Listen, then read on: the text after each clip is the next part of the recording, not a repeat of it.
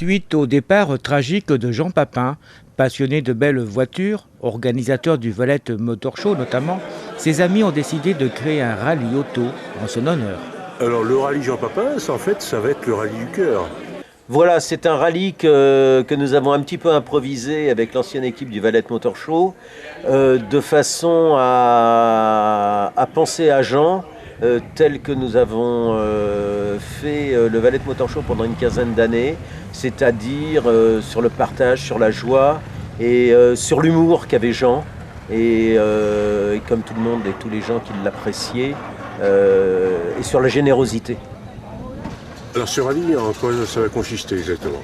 Alors ce rallye va partir de Valette, comme on avait l'habitude de le faire avec Jean quand on organisait le Valette Motor Show pendant pas loin d'une quinzaine d'années.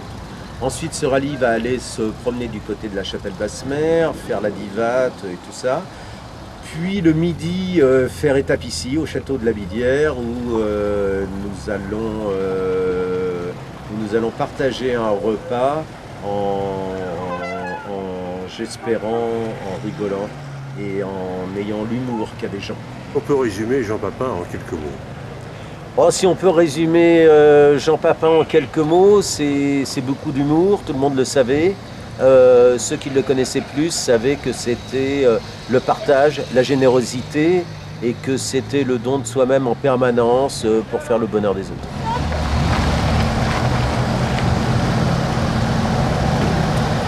Voilà monsieur le maire de Valette, alors aujourd'hui c'est la fête donc pour Jean Papin. Tout à fait, belle fête de toute façon parce que Jean le mérite et effectivement symboliquement parlant c'est important de marquer sa mémoire. Donc à ce titre j'ai proposé aux organisateurs de la journée qui a été un petit peu improvisée bien évidemment avec l'événement tragique de penser à pérenniser ce genre de manifestation une fois par an sur la ville de Valette. On serait heureux nous de les accueillir régulièrement pour marquer effectivement la mémoire de Jean régulièrement. Alors Jean Papin c'est un personnage, il a marqué la ville de Valette je suppose. Jean c'est un personnage inévitable sur la ville de Valette, c'est un monstre d'organisation, c'est un monstre de générosité, donc effectivement pour nous les Valettais, c'est une personnalité, c'est un personnage et qui reste gravé dans les mémoires de tous, obligatoire. C'était un homme courageux, généreux? Oui, tout à fait. Jean, je pense qu'il a largement œuvré pour toutes les manifestations sur la collectivité, mais également à travers des dons humanitaires. Je pense que la banque humanitaire du Palais a largement profité effectivement de sa participation. C'est un garçon qui aimait se déguiser, qui aimait faire la fête, aimait s'amuser et qui effectivement était le reflet d'une générosité pour donner du plaisir. Et c'est ce qui a besoin de ça, on a besoin de ce genre de personnage. Alors même si quelquefois il y a eu quelques pleurs, eh bien c'est quand même aujourd'hui Jean qui rit.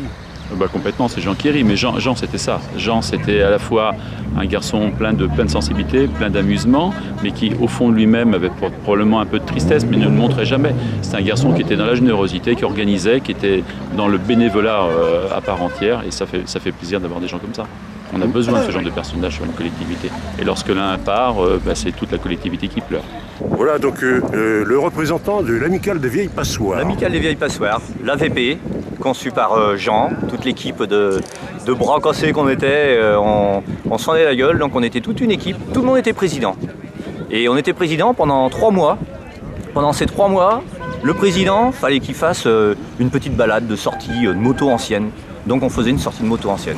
Au bout des 3 mois, on se réunissait chez le président et toutes les réunions démarraient que quand le vin, la terrine de pâté et le pain étaient sur la table. À partir de là, on pouvait commencer à faire notre réunion et on rigolait jusqu'à des heures pas possibles. Et à la fin de la réunion, on faisait un petit vote pour le nouveau président en fait. On était tous futurs nouveaux présidents de l'amicale d'AVP. Et c'était avec Jean. Alors Michel, tu es le shérif là, quel est le lien avec Jean Papin? Alors avec Jean, on a fait plusieurs rallyes depuis une bonne vingtaine d'années ensemble. Je l'ai connu donc sur un rallye voiture, voilà. Et lors du rallye aussi, il y a quelques années, Motor Show à Valette. Et il y a des grands souvenirs de Motor Show? Ah oui, des grands souvenirs, des bonnes fins de soirée, des bonnes fins de journée aussi. Hein. Voilà. C'était un bon Jean? Ah Jean, oui, c'était un bon rigolo, toujours le mot pour rire. Bon, on le connaissait un petit peu sur les rallyes avec son pistolet, là, à haut, de temps en temps. Ses voitures plus ou moins publicitaires, donc tout ça, c'était un personnage. Hein. Une manifestation qui a également le mérite de rassembler des amateurs de voitures anciennes. Et les voitures anciennes, c'est le rêve? Ça fait partie de l'histoire de l'automobile et c'est magnifique de voir encore des anciennes rouler actuellement, même en balade comme vont le faire certains demain. C'est tellement beau de voir ces autos dans un état qui est parfait. Certaines ont été rénovées, d'autres pas. Elles restent dans leur jus, mais elles ont une histoire. Elles ont une histoire et c'est magnifique de pouvoir encore les voir rouler sur nos routes. Immortalisé par un peintre d'exception. Je suis, c'est vrai, peintre spécialisé dans l'art mécanique, peintre officiel des 24 heures du Mans. Pourquoi? Peut-être parce que je suis né au Mans, à 2 pas du circuit, et en plus né le jour de la course. Ça suffit peut-être, hein, c'était ma destinée. Ces peintures, ça représente des émotions, ça représente des souvenirs. Disons que c'est pour moi ma vision de l'automobile, c'est-à-dire c'est pas simplement illustrer une carrosserie automobile, mais c'est plutôt la voir avec un regard d'artiste qui va poser une lumière dessus, faire jouer les reflets, les brillances, les transparences, et puis raconter la relation que peut entretenir l'homme ou le pilote avec sa machine. Retour du rallye quant à lui au château de la Bidière, dans la bonne humeur, pour continuer cette journée mémorable en attendant 2017 pour la 2e édition.